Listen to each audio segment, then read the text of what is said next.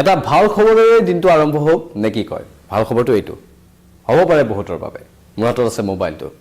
social media সাধাৰণতে আমি চাই থাকো আৰু শিশুসকলৰ মাজত সোশ্যাল মিডিয়াৰ প্ৰৱণতা অধিক বৃদ্ধি পাইছে জন্ম হোৱাৰ পৰাই মোবাইলটো পায় বা পেটত থকাৰ পৰাই মোবাইলটো পায় যাৰ পৰিণতিত তেওঁলোক এই মোবাইলটোৰ প্ৰতি আকৰ্ষিত হৈ পৰে আৰু যাৰ পৰিণতিত আমি দেখিবলৈ পাওঁ এটা সময়ত মোবাইলে গ্ৰাস কৰি পেলাই তেওঁলোকক আৰু যাৰ বাবে বহু সমস্যা দেখা দিয়ে তেওঁলোকে ধৈৰ্য শক্তি হেৰুৱাই পেলাইছে শিশুসকলে তেওঁলোকৰ কিতাপ পঢ়াৰ প্ৰতি ধাউতি কমি গৈছে সৰু সৰু কথাতে খং উঠি যায় খিংখিঙীয়া খং এটা বুলি আমি সাধাৰণতে অভিযোগ উত্থাপন কৰোঁ আৰু এই মোবাইলটোৱে যদিও আমাৰ দৈনন্দিন জীৱনত বৰ প্ৰয়োজন কিন্তু শিশুসকলৰ বাবে তেওঁলোকৰ উৎকৰ্ষ সাধনৰ বাবে তেওঁলোকৰ বিকাশৰ বাবে ই হয়তো প্ৰতিবন্ধকতা আনিব পাৰে যাৰ বাবে 15 বছৰৰ তলৰ শিশুৰ বাবে সোশ্যাল মিডিয়া নিষিদ্ধ কিন্তু কোট জনাম আপোনালোকক এই পোনপটীয়া সম্প্ৰচাৰত নমস্কাৰ স্বাগতম ষ্টুডিঅ'ত মই প্ৰাঞ্জল গুৰুত্বপূৰ্ণ খবৰ ইয়াৰ পূৰ্বে আপোনালোকে সকলোৱে জানে যে অষ্ট্ৰেলিয়াত 16 বছৰৰ তলৰ শিশুৰ বাবে সোশ্যাল মিডিয়া নিষিদ্ধ কৰা হৈছিল আৰু বিশ্বজুৰি সেই বিধেয়কখন বা পৰৱৰ্তী সময়ত আইনক লৈ বহুত প্ৰতিক্ৰিয়াৰ সৃষ্টি হ'ল সকলো তাতে শেষ হৈ নগ'ল কিন্তু অনুকৰণ কিন্তু আন দেশেও কৰিছে এতিয়া অষ্ট্ৰেলিয়াক অনুকৰণ কৰি বিশ্বৰ আন দেশেও একেই ব্যৱস্থা হাতত ল'বলৈ আগবাঢ়িছে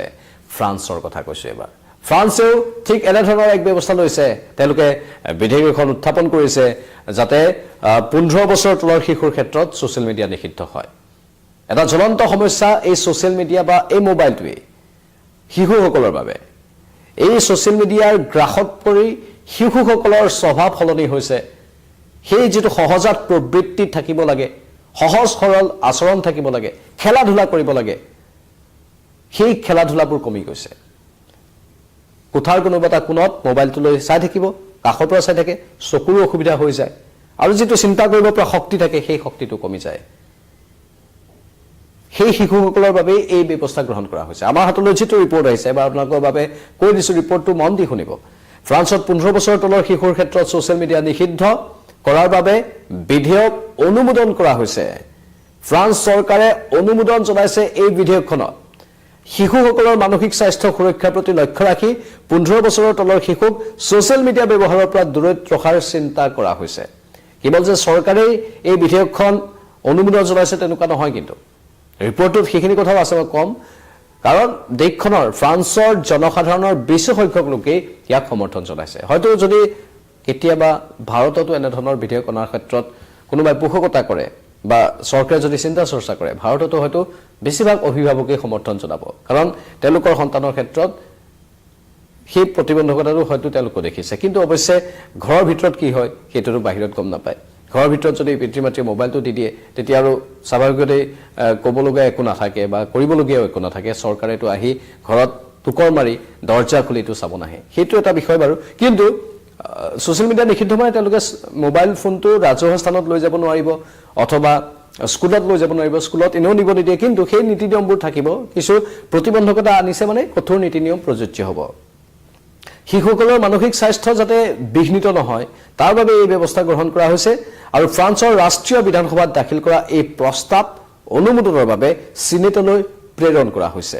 শিশুৰ ডিজিটেল এক্সপোজাৰ নিয়ন্ত্ৰণৰ বাবে ফ্ৰান্সে এক নিৰ্ণায়ক পদক্ষেপ গ্ৰহণ কৰিছে শিশুসকলৰ মানসিক স্বাস্থ্যৰ সমস্যা আৰু যুৱক যুৱতীসকলৰ ওপৰত অত্যধিক সোশ্যাল মিডিয়াৰ প্ৰভাৱক লৈ ক্ৰমাৎ বৃদ্ধি পোৱা উদ্বেগ প্ৰতিফলিত কৰিছে ফ্ৰান্সৰ জনসাধাৰণে এই বিধেয়কক সমৰ্থন জনাইছে ইতিমধ্যে কৈছিলো 2024 চনৰ হেৰিছ ইণ্টাৰেক্টিভৰ এক সমীক্ষাত দেখা গৈছে যে এই নিষেধাজ্ঞাৰ প্ৰতি 73% ফ্ৰান্সৰ জনসাধাৰণে সমৰ্থন আগবঢ়াইছে উল্লেখযোগ্য যে ইয়াৰ পূৰ্বে অষ্ট্ৰেলিয়াই ডিসেম্বৰ মাহতে 16 বছৰৰ তলৰ শিশুৰ বাবে সোশ্যাল মিডিয়াত বিশ্বৰ প্ৰথমটো নিষেধাজ্ঞা প্ৰৱৰ্তন কৰিছিল অষ্ট্ৰেলিয়াৰ পাছত এবাৰ ফ্ৰান্স আৰু ফ্ৰান্স চৰকাৰৰ ইয়াৰ গুৰুত্বপূৰ্ণ বিধেয়কত অনুমোদন অৱশ্যে আইনলৈ ৰূপান্তৰিত হ'ব লাগিব কিন্তু পুনৰ কওঁ যে ঘৰৰ ভিতৰত কি হৈ আছে হেতু কাৰো নিয়ন্ত্ৰণত নাথাকে কিন্তু নিষেধাজ্ঞা আৰোপ কৰা হৈছে মানে কি সামাজিক ক্ষেত্ৰত বহুখিনি প্ৰতিবন্ধকতা আনিব সোশ্যাল মিডিয়া হয়তো 15 বছৰ তলৰ শিশুৱে ব্যৱহাৰ কৰিব নোৱাৰিব তেওঁলোকে তাত ৰিল শৰ্টছ সেইবোৰ আপলোড দিব নোৱাৰিব নিষেধাজ্ঞা আৰোপ কৰাৰ লগে লগে সেইবোৰো গুৰুত্বপূৰ্ণ কাৰণ সেইবোৰৰ প্ৰৱণতা কমি গ'লেই তেওঁলোকে অন্য দিশত নিজৰ মনোজগতক অধিক লগাব পাৰিব মনোজগতক প্ৰকৃত যিবোৰ সৃষ্টিশীল কাম সেইবোৰত লগাব পাৰিলে ভাল হয় আজিকালি অৱশ্যে মোবাইলটোৰ জৰিয়তে সৃষ্টিশীল কাম হৈ যায় কিন্তু মোবাইলটো সৃষ্টিশীল কাম নকৰি যেতিয়া ৰিল বা শৰ্টছবোৰ বেছি চাই থাকে তেতিয়াহে হানিকাৰক হ'ব পাৰে আশংকা সেইটোৱে কিন্তু এইটোৰ পৰা আজিকালি ইনকাম চ'ৰ্চো ওলাই আপোনালোকে ভালদৰে জানে ক্ৰিয়েটৰসকলে ইউটিউব ফেচবুক ইনষ্টাগ্ৰাম এইবোৰৰ পৰা ইনকাম চ'ৰ্চ উলিয়াই লয় সেইটো এটা সদৰ্থক ধাৰা সেই সদৰ্থক ধাৰাটো ৰাখিব লাগে কিন্তু নিৰ্দিষ্ট বয়স হোৱাৰ পাছত সাধাৰণতে ভাৰততো বেংক একাউণ্ট খোলাৰ ক্ষেত্ৰত 18 বছৰৰ সময়সীমা বান্ধি দিয়ে যাতে তাৰ আগতে কোনো বেংক একাউণ্ট খুলি মানে তেওঁলোকে নিজৰ বিকাশৰ ওপৰত যাতে গুৰুত্ব দিব পাৰে মানসিক আৰু শাৰীৰিক উৎকৰ্ষ সাধন হ'ব লাগে প্ৰথম তাৰ পাছত ইনকামৰ কথা আহিব যেতিয়া নিৰ্দিষ্ট এটা বয়স পাৰ হৈ যাব ফ্ৰান্স চৰকাৰৰ এই পদক্ষেপ আদৰণীয় আৰু গুৰুত্বপূৰ্ণ আমি এই ক্ষেত্ৰত আপোনালোকৰ কমেণ্ট বিচাৰিম কিন্তু যিসকল সমীক্ষকসকলে সমীক্ষা চলাই কৈছে যে ল'ৰা ছোৱালীৰ প্ৰতি মোবাইলৰ আকৰ্ষণ কেৱল মাত্ৰ ল'ৰা ছোৱালীক দুখ দিলে নহ'ব সমানেই দুখ কিন্তু পিতৃ মাতৃৰো কাৰণ যেতিয়া সন্তানৰ সন্মুখত বা কাষত বহি পিতৃ বা মাতৃয়ে মোবাইলটো চাই থাকিব লিৰিকি বিদিয়াই থাকিব তেতিয়া সন্তানটোৰো সেই বস্তুটোৰ প্ৰতি আকৰ্ষণ বৃদ্ধি পাব বিপৰীতে যেটো আজিকালি সম্ভৱো নহয় কিন্তু যদি পাৰে মোবাইলটো দূৰত থৈ ঘৰত থকাৰ সময়খিনিত এখন কিতাপ যদি সন্তানটোৰ কাষত পঢ়ি থাকে তেতিয়া সন্তানটোৱে কিতাপখনৰ প্ৰতি অধিক আকৰ্ষিত হ'ব ঠিক তেনেধৰণৰ উদাহৰণ থাকে যি বিশ্লেষকসকলে বা বিভিন্ন বিশেষজ্ঞসকলে সময় সময় সতৰি কৰি থাকে সেইবোৰ বাৰু বাস্তৱ ক্ষেত্ৰত কাৰ্যকৰী কৰাটো